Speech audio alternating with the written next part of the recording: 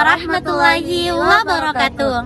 Halo semuanya, perkenalkan nama saya Nurul Inaya dengan NIM 24017502011.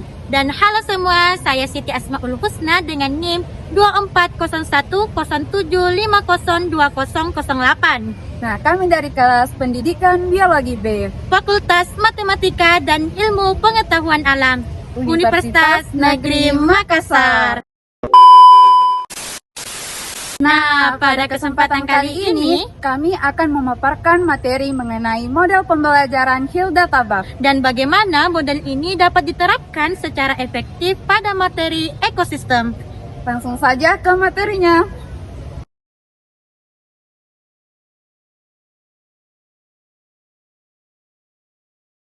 Model pembelajaran Hilda Tabak adalah model pembelajaran yang menekankan pendekatan induktif. Artinya, siswa belajar dimulai dari fakta atau data yang nyata terlebih dahulu, kemudian diarahkan untuk menyimpulkan konsep. Guru pada model ini hanya berperan sebagai fasilitator, bukan sebagai pemberi materi secara langsung. Nah, adapun tujuan pembelajaran dari model Hilda Tabak ini yaitu mengembangkan kemampuan analisis dan klasifikasi siswa. Nah, selain itu juga, model ini membantu siswa melatih keterampilan berpikir kritis serta kemampuan menemukan konsep melalui pemahaman mereka sendiri terhadap data. Nah, adapun karakteristik model Hilda Tabak. Jadi, model Hilda Tabak sangat menonjolkan penggunaan data dan aktivitas observasi. Dalam prosesnya, model ini melibatkan tahapan pencatatan fakta, pengelompokan, pembentukan konsep, hingga aplikasi prinsip. Karena itu, model ini sangat cocok digunakan dalam pembelajaran biologi yang kaya dengan fenomena alam.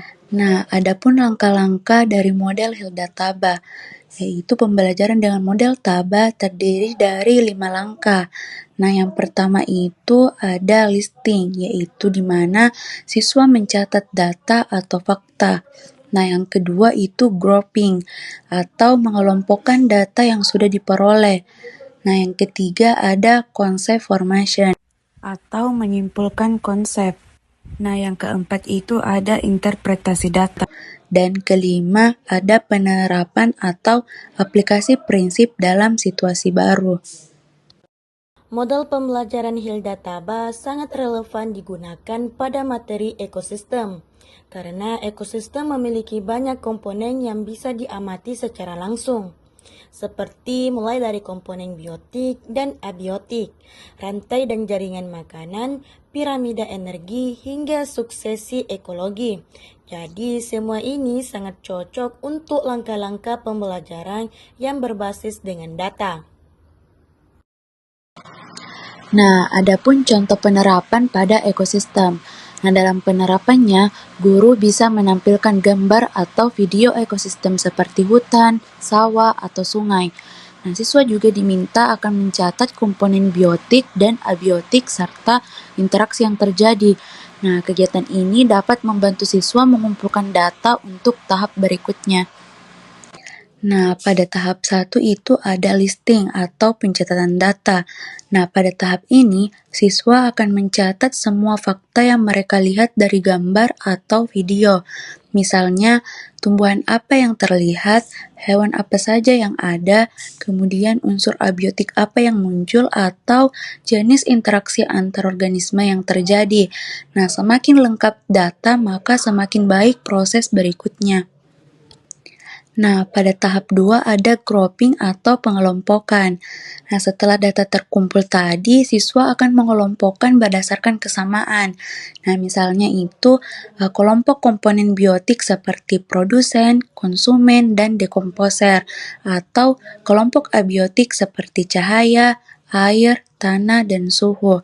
Nah, pengelompokan ini menjadi dasar untuk menyusun suatu konsep. Pada tahap ini, siswa mulai membentuk konsep dari kelompok yang mereka buat sendiri. Misalnya dari kelompok biotik dan abiotik. Siswa dapat menyimpulkan pengertian ekosistem. Kemudian dari rantai makanan, mereka memahami aliran energi. Jadi, konsep ini lahir dari data, bukan dari ceramah guru. Kemudian tahap 4, interpretasi data. Pada tahap ini, siswa menganalisis hubungan antar konsep. Mereka mulai bertanya, mengapa burung berada di tingkat konsumen yang lebih tinggi? Atau, apa yang terjadi jika produsen itu berkurang? Nah, analisis seperti ini sangat penting untuk kemampuan berpikir tingkat tinggi. Kemudian tahap 5, aplikasi prinsip. Pada tahap akhir, siswa menerapkan konsep yang sudah dipahami ke situasi baru. Misalnya, mereka diminta menganalisis dampak hilangnya salah satu organisme dari suatu ekosistem, atau mengklasifikasi komponen dari ekosistem lain. Tahapan ini menunjukkan bahwa siswa benar-benar memahami konsep. Nah, adapun keunggulan model Taba pada ekosistem. Jadi, model Taba membuat siswa lebih memahami materi secara mendalam karena mereka membangun konsep sendiri dari data nyata. Nah, selain itu juga, model ini melatih kemampuan berpikir kritis dan analitis, serta menjadikan pembelajaran biologi lebih aktif dan kontekstual dengan lingkungan. Nah, setelah keunggulan tadi, adapun kekurangan dari model pembelajaran Taba yaitu proses induktif yang membutuhkan waktu yang lebih lama dibandingkan model ceramah.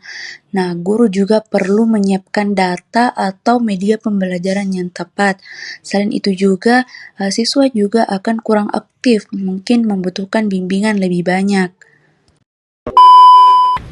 Nah, teman-teman semua, dari penjelasan kami tadi, kami dapat menyimpulkan bahwa model pembelajaran Hilda Taba merupakan model pembelajaran yang efektif dalam pembelajaran ekosistem melalui pengamatan data, pengelompokan, hingga pembentukan konsep.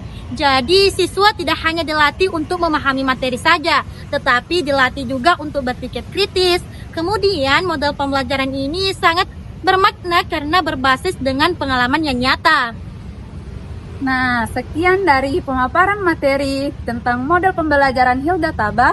Semoga teman-teman semua dapat memahaminya. Kami ucapkan Wabillahi taufiq wal hidayah. Wassalamualaikum warahmatullahi wabarakatuh.